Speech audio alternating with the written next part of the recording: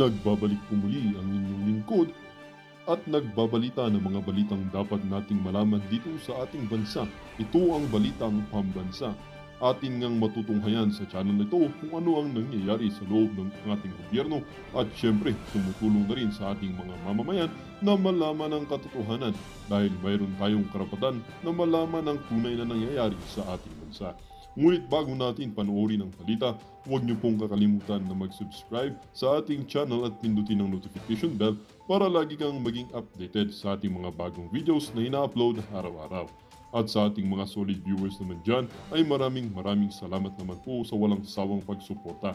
At syempre, huwag din pong kakalimutan mag-iwan ng like at i-share ang ating mga videos. At kung mayroon ka naman pang opinion, ang ating comment section ay bukas para sa inyong mga hinaing.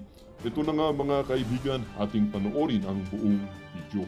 Salamat po muli and God bless!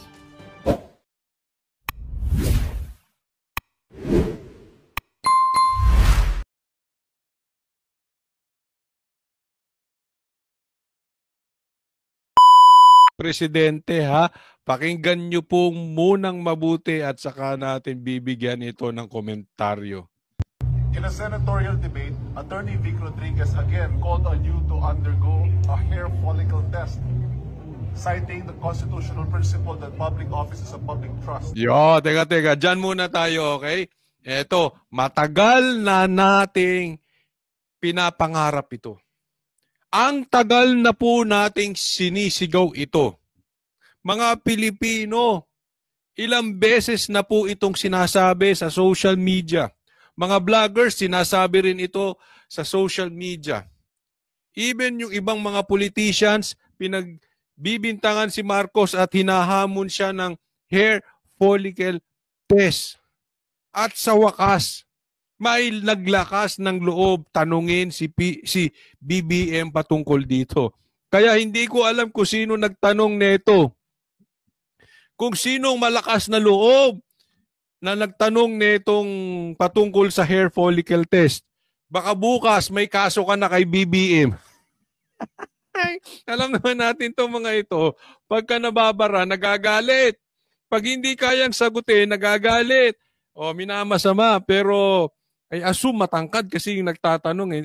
Hindi ko talaga alam kung sino to. Baka taga SMNI kasi hindi duwag. Alam mo naman yung iba, mga duwag magtanong . Hindi, wala talaga. Alam mo, pag nakaharap ko si Marcos, yan din ang itatanong ko sa kanya. Ready ka ba hair follicle test? Wala nagtatanong. Isipin mo, ang daming mga mainstream media nakakaharap si Marcos. Hindi tinatanong yan. Bakit ayaw niyong tanungin si Marcos ng drug test, hair follicle test? Ito honestly, hindi ko alam sino yung nagtanong. Pero kahit sino ka man, kahit taga-ABS ka, kahit taga-GMA ka, kahit mga doon ka sa mga vloggers na media, doon sa mga bayarang media, okay lang. Importante na tanong mo to. At yan po ay tanong ng buong Pilipinas. Marcos, ano ang sagot mo sa tanong ng buong Pilipinas na ikaw ba ay dapat magpa-drug test at hair follicle test? Sagot ni Marcos, eto. What do you say to this, Mr. President? No. Yung tigre naging kuting. Umurong ang bayag ni Marcos.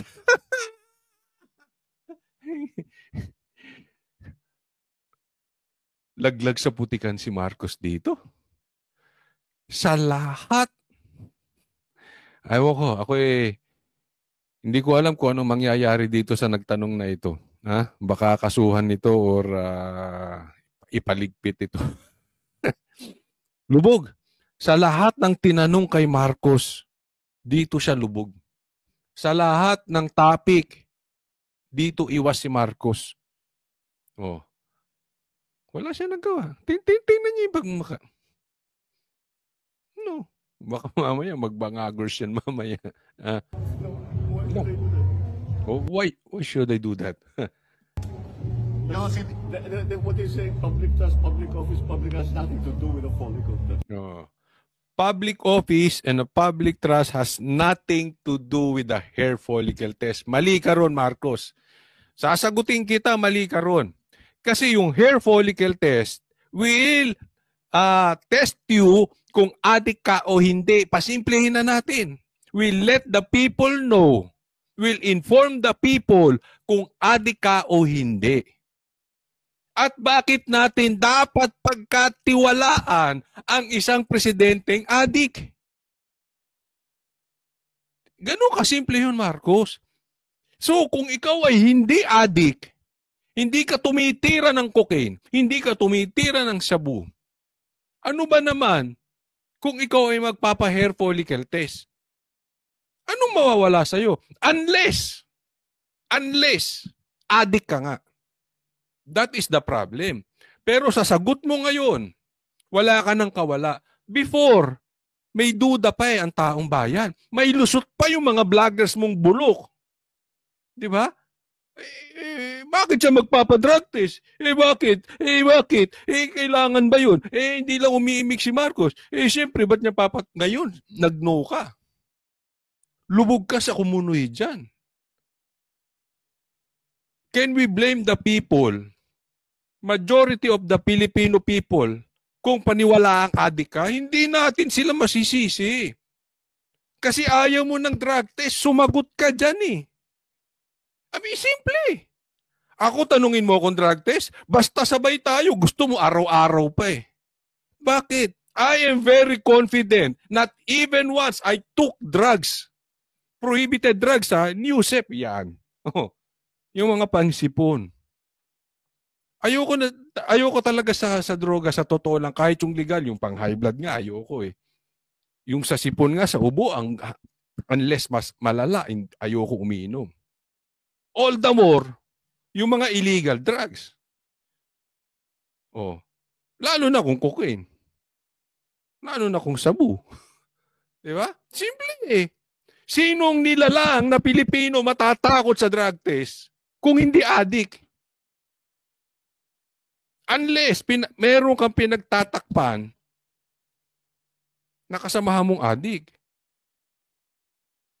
Ganun lang yun. Or addict ka ikaw mismo yung addict. Di ba? Kaya dito baon siya. Alam ko yung mga sinasabi ng mga ibang mga mga vloggers mo, mga vloggers ni Tamba. Pahiya si Attorney Vic. Attorney Vic walang iyakan. Binara ni BBM si Attorney Vic. Ganon ang mga titela ng mga yan, mga ganyan ang mga sinasabi. Bakit siya magpapadrug test? Hindi naman kailangan. Kawawa si Attorney Vic. Barado, kawawa. Ganyan po na bumabaw ang vloggers ngayon. Ganyan na. Maipagtanggol lang ang isang tao kahit wala ng argumento. Si Attorney Vic ba ang nagmukhang tanga rito? Tanungin ko kayo. Sige, ilagay niyo dyan sa comment section. Si Attorney Vic ba na naghahamon ng drug test kay Marcos ang nagmukhang tanga? Ako hindi ako nakakapanood na ibang vloggers pero malamang kasi dati nanunood ako.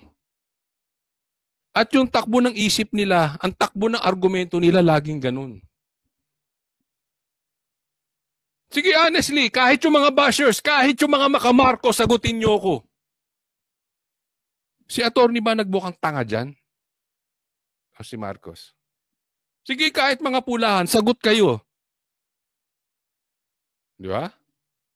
Wala namang koneksyon ng sinasabi na. Anong walang koneksyon? May koneksyon yun, Marcos. Ikaw ba?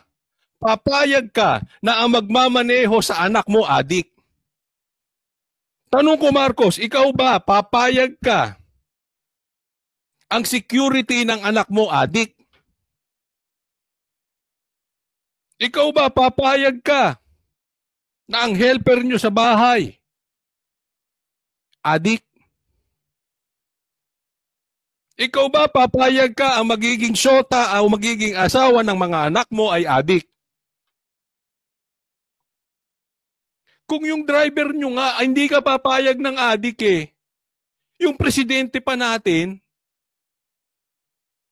di ba? Sige nga, sagutin nyo ko, yung mga vloggers mo, O kahit na yung mga bashers ko rito, papayag ba kayo na yung mag-aalaga yung yaya ng anak mo, sanggol, adik? Yung driver ng asawa mo, si Junel, adik, payag ka. Di ba? Yung teacher ng anak mo, adik, payag ka. Pasimplihin natin ang buhay. Magalit na kayo sa akin kung bashes. Hindi talaga tayo papayag na. Ang nagpapagulo sa Pilipinas, adik, hindi natin pinagbibintangan si Marcos. Pero kailangan malaman ng Pilipino, adik ba siya o hindi siya adik? Bakit tinatakbuhan mo, Marcos, yung hamon na yan? Alam mo, wag natin tigilan ito. We should ask this to our president. Each one of us, ikaw, ako, kayo, tayong lahat. Tanungin natin to sa presidente natin. Pambira. Halimbawa ako, yung mag-aalaga sa anak ko, adik, type ko. Gago ba ako? O, diba? Tatanungin ko rin yung presidente ko. Presidente nyo pala, hindi ko. Di ba? Tapos tingnan mo ito. Alam mo ang style ng isang taong kinokorek, pag talagang walang humility, anong gagawin? Magtuturo ng iba. Tingnan mo ito. He's always had that weakness every time when he was still working for me. If you believe in what he was saying, why did he work for me? Yan. Ang issue ni Marcos, ito. Kasi tinanong siya, ni Attorney Vic, kung may dapat siya magpa-drug test. Alam mo sagot niya, weakness talaga ni Attorney Vic yan dati pa. So ibig niya sabihin, weakness niya yan. Kasi kung may issue ako ng droga, bakit siya nagtrabaho sa akin? Dalawa po, mali mo dyan, Marcos. Una, ibig mong sabihin, pag adik ka, wala na magtatrabaho sa'yo? Kasi ang sabi mo, bakit nagtrabaho si Attorney Vic sa'yo kung adik ka? Maraming adik may tauhan eh. Kung adik ka, kung lang naman Marcos adik ka, maraming katulad mo, maraming tauhan. Hindi porket adik walang tauhan. Tanga lang ang magsasabi na ang adik ay walang tauhan.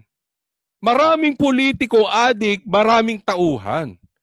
So it doesn't follow na pagka-adik ka, bakit nagtrabaho si Attorney Vic sa'yo? Pangalawa, hindi si Attorney Vic ang naghahamon sa'yo. Si Attorney Vic lang ang naging bibig namin para tanungin ka. Bakit? Kasi malapit siya sa'yo. Yan ang problema nyo, Marcos. Ito problema nyo mag-asawa.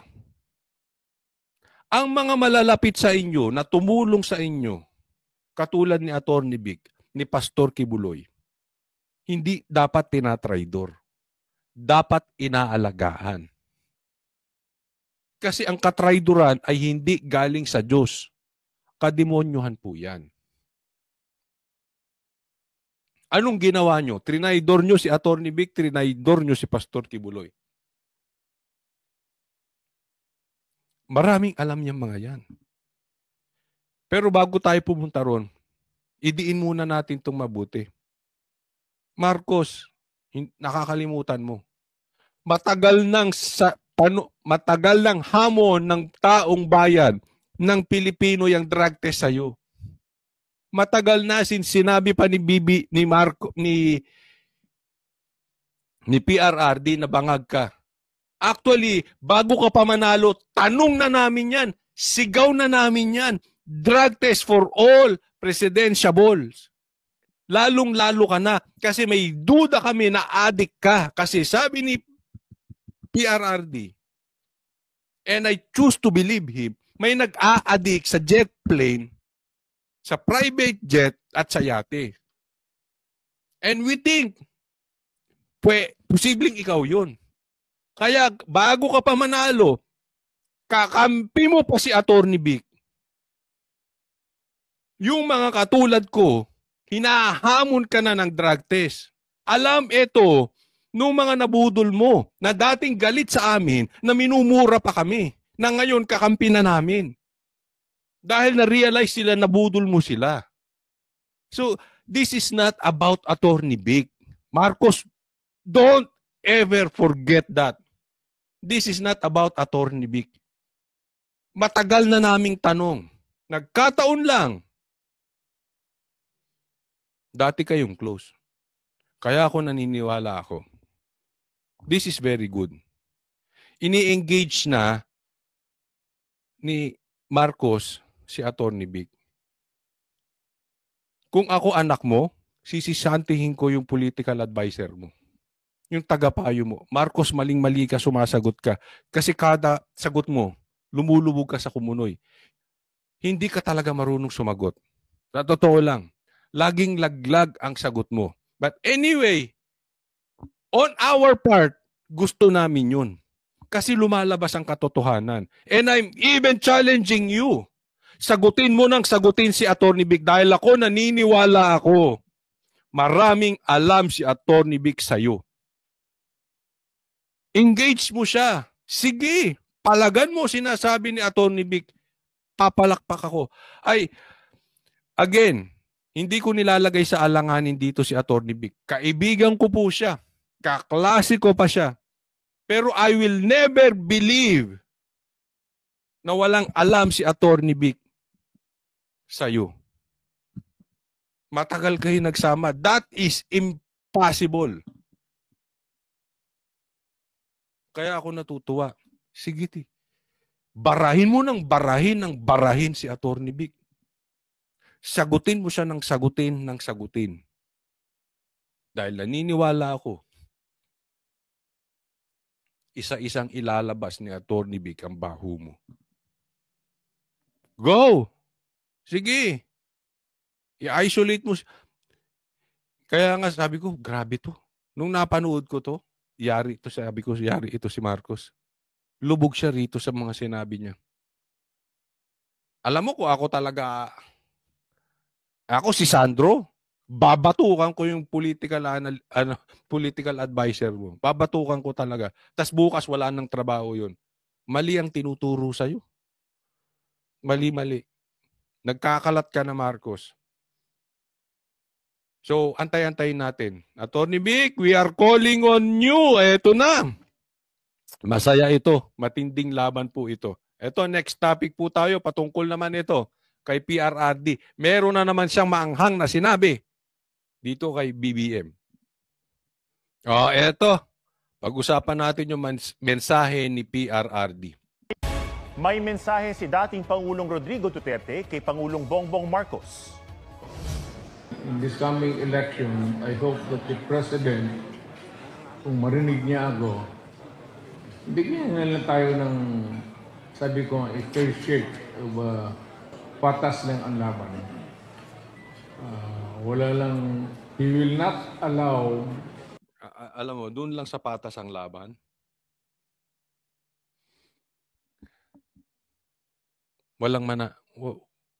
Hindi mananalo. Or kung may manalo man sa mga kandidato ni BBM, mas maraming mananalo. Ako, I honestly believe that. Mas maraming mananalo sa bata ni PRRD more than sa mga bata ni BBM. Kung patas ang laban. Kaya lang, wala pa tayo sa langit, PRRD. Hindi pa perpekto ang mundo. Sa katotohanan, ang hirap pong manalo ng oposisyon sa midterm election. Bakit? Nakila Marcos, nasa administrasyon ng pera, makinarya, power, gapangan. Tatandaan po natin, I will give you an example. Kung meron lang talagang lehitimong dapat manalo bilang senador, yaan po si Pastor Kibuloy, si Jimmy Bondoc. Matalino, malaki maitutulong sa bansa, marunong sa batas. Abogado si Jimmy Bondoc, si Pastor Kibuloy, malalim ang pagkakaalam sa politika at malalim ang pagkakaalam sa ekonomiya. So kung patas ang laban, panalo yan. Ang problema po, we need to check reality. Paggapangan sa barangay po, diyan bumubuhos ang pera. Diyan bumubuhos ang ayuda. Kaya nga nagpapatayan pa nga, di ba? Barangay captain lang nagpapatayan pa para sa posisyon. Bakit? Andun ang pera. Pag walang panggastos, and sasabihin ko sa iyo, I'm just being honest. Okay? Kung panggastos, konti po ang pera ng PDP compared sa pera ng administrasyon. Diyan tayo posibleng mahirapan lumaban kasi sagapangan. Nagiging honest lang ako. Bakit ko sinasabi yan sa inyo? Para ito'y trabaho natin na ikampanya itong talagang makakatulong sa ating bansa. Ikampanya natin sila. Diyan sa mga liblib na lugar, diyan sa mga barangay na hindi maaabot, doon sa inaabot ng ayuda, diyan tayo delikado. Diyan po ang legalized bayaran. So pagtulong-tulungan po natin yan. Kampanya natin sa ating mga kamag-anak, kapitbahay. Sabihin natin, huwag ka maniniwala dyan. Nagbibigay lang ng ayuda yan, pera nyo yan. Paliwanag natin. Kaya ko po ine-explain po sa inyo to, hindi para siraan ang PDP, kung hindi para tulungan natin sila. Ang hirap po ng laban natin ngayon. Isipin mo. Nasa top si Lito Lapid. Anong nagawa ni Lito Lapid? Si Amy nasa top. Anong nagawa ni Amy? In the first place, hindi ako naniniwala sa survey nila. Pero pwede yun. Bakit may pera tong mga to? May makinarya sila. So pagtulong-tulungan po natin. Kaya nga kami, hindi namin tinitigilan yung pagkalat ng balita na totoo. Gusto natin ng bagong Pilipinas. Tama si Robin eh. Ang binoboto naman natin, luma. Sila nang sila. Bago. Kung gusto natin ng bago, bumoto tayo ng bago. Bakit natin iboboto yung luma na wala namang nagawa? Sige nga, bigyan nyo ako ng lehitimong nagawa ni Lito Lapid? Ni Amy? Si Castro, tumatakbo pa. Ano ba naman? Diba? Kagaya ko noon, nang prangka-prangka ako sa mga taong tayo, nung na huwag kayong pumasok sa takutan po yung survivor. Pumasok na nga sila dyan eh. Isipin mo, sinuspindi. Kasi sabi ni, alam mo, duda ako dito kay PRRD na pinaparinigan niya at kinakausap niya si BBM dahil duda ako, alam ni PRRD na magkakaroon ng takutan. Inunahan na nga ni Martin. Walang kalaban si Martin. Oh, hindi pinayagan ng COMELEC yung kalaban ni Martin. Di-disqualify. O, edi congressman na naman si Martin. Edi speaker na naman yon. Bakit? Walang kalaban eh. Yan po exactly sinasabi. Wala naman sanang takutan. Walang gapangan naman sa COMELEC. Walang gapangan sa judge. Wala yung ganyanan. Laban tayo ng patas. Martin, lumabang ka naman ng patas. Yan yung sinasabi ni BP Sara sa iyo eh. Hindi ka marunong lumaban ng patas. Duwag ka. Takutan ng laban mo. Pinauurong mo kalaban mo. Sinabi yan ng dating Pangulo sa National Coordination Meeting ng Partido Demokratiko Pilipino o PDP Laban sa Davao City. na dinaluhan ng mga senatorial aspirants ng partido. Wala pang pahayag ang Pangulo kaugnay sa sinabi ni Duterte. Wala pang pahayag si BBM. Alam mo naman, naghahangto si BBM. Bago sumagot ito, it takes forever. O, kukonsultahin niya na naman yung political. Marcos, wag mo nang konsultahin yung political analyst, political advisor mo. Yung tagapayo mo. Walang naitutulong na mabuti sa yung tagapayo mong yan. Pambihira. Mali-mali talaga ang sagot mo. Sumagot ka na agad. Pero alam ko, style nito, dilipas muna ng 2-3 araw bago sasagot eh. Mag-aano muna to, hibernate. O, pupunta muna sa alapaap siguro ito. Pahinga-pahinga siya ron. Pupunta siya sa happy place. Manunood ng concert. Habang nagpapaka-happy. Ooh, bad trip kayo pare. Heavy. Tapos saka siya sasagot. Gising na siya ulit. Oy, presidente ko. Ano ba? Ano sasagutin ko? Kabobo naman nung kanyang advisor, yung tagapayo niya. Kung ano-ano sinasabi. Jesus naman. Tingnan mong kagaguhan ni Marcos. Lagi niyang sinasabi walang blank space, walang blank item. Sa GA. Anong GAA? GAA. Gago. Hindi nga ga-abay kami. Sino ba nag-a-advise sa'yo, bongbong? Nagiging bobo ka tuloy. Nagiging gaa ka ng gaagag. Kaya ka nagtapagkamalang gago. Ang pinag-uusapan, Bicam, parang ginising siya. Oy, sabihin mo. Hoy, presidente ka. Sabihin mo, walang blank item sa GAA. Ang tagal na natin nag-uusap, Bicam nga eh. GAA naman to ng GAA. Naiintindihan nyo? Delayed na nga siyang sumagot, sabit-sabit pa. Sandro, batukan mo yung advisor ng tatay mo ha. Mali-mali yung sinasabi. Nagtalumpati naman si Pangulong Marcos sa Leaders Summit ng Partido Federal ng Pilipinas kanina. Gaya-gaya pa talaga. Yan ang sinasabi ko. Ha? Ang influence ng Duterte. They lead, the Marcos follows. Alam bakit? Ang gumagawa ng balita, nag-meeting ang PDP sa Davao, nagsalita si PRRD. Kanina nagsalita naman to si Marcos. Doon sa kanyang partido. Nakikita nyo na? Nagre-react lang sila sa kung ano ang gagawing aksyon ng mga Duterte.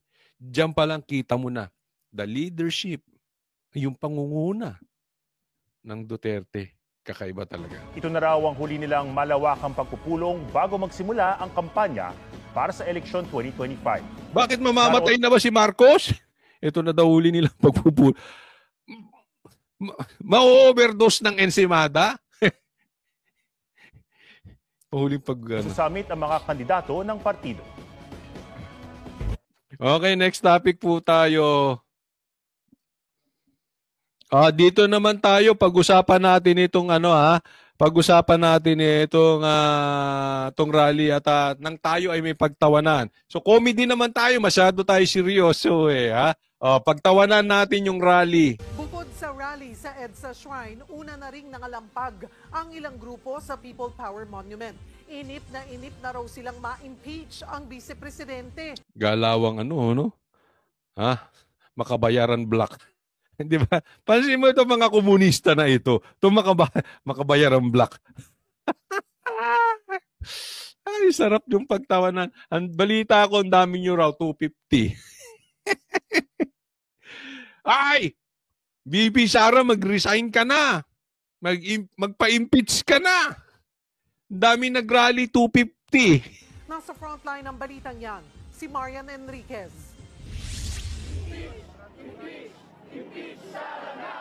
Alas 9 kaninang umaga, nagmarcha ang higit 4,000 galit na galit pa si Kuya. Magdalo at iba pang Magdalo sa White Plains Avenue papunta. Magdalo.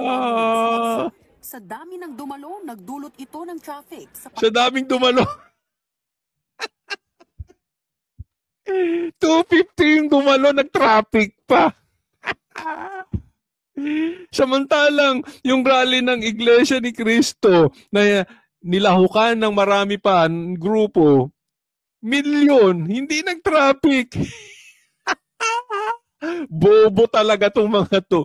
250 na nga lang nag-rally, traffic pa. Magdalo, hoy, Trillanes, boboy! Ayusin nyo yun. Alam mo, kaya pinagtatawanan kayo ng mga ako, sa totoo lang, kung ganito lang din ang rally, hindi na ako pupunta. Magmumukha lang tayong tanga dyan eh. Pero nag-uusap na kami, ha? Nag-uusap kami. Kami nila Jay Guevara kanina. Sabi namin, puntahan natin to. Ha? Eh, masyado tayong seryoso. Sa susunod na rally, punta tayo na meron naman tayong pagtawanan. Ha? Nang nakaka-relax tayo. 250 nag-traffic. Aligid at sa EDSA northbound. Habang nagpoprograma, biglang umulan. Pero hindi yan alintana ng mga nagprotesta. Biglang umulan. Pati langit eh, kalaban nila. Demonyo kasi ito mga.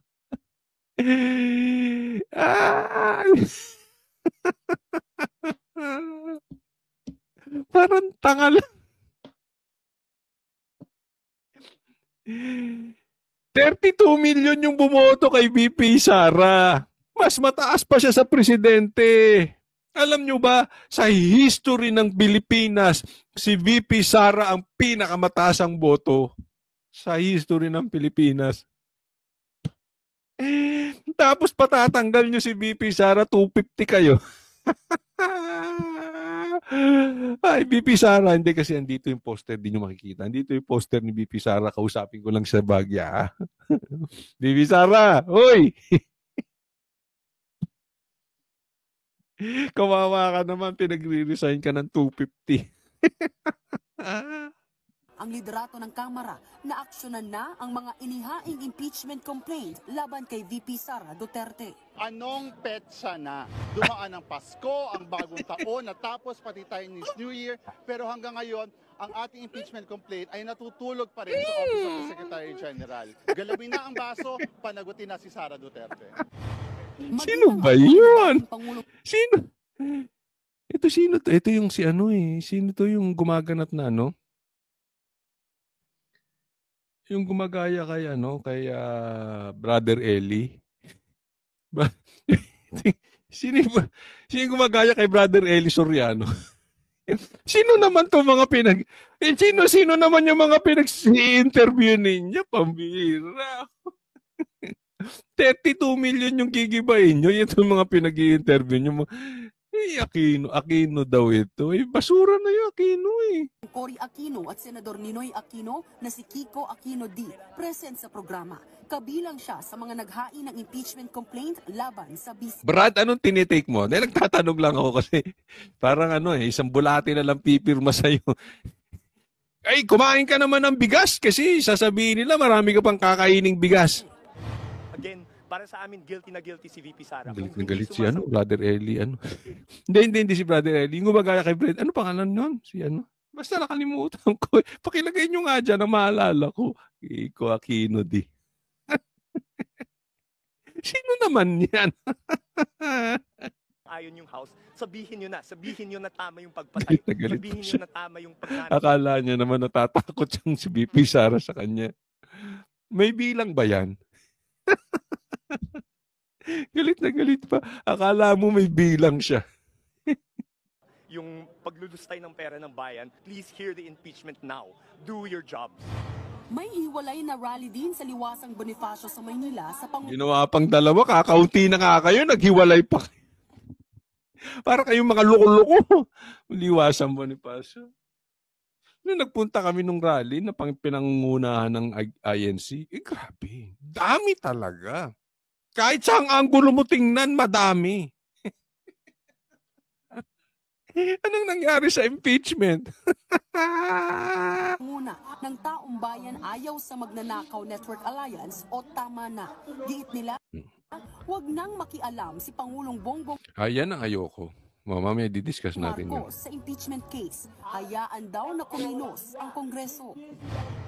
Ayaw daw sa magnanakaw at wag na daw makialam si BBM. Ako dyan hindi ko sinasakyan yan. Tigilan nyo ako sa kakadrama nyo, ha? Hindi naniniwala yung mga matatalinong Duterte supporters na ayaw ni BBM ma-impeach si BP Sara.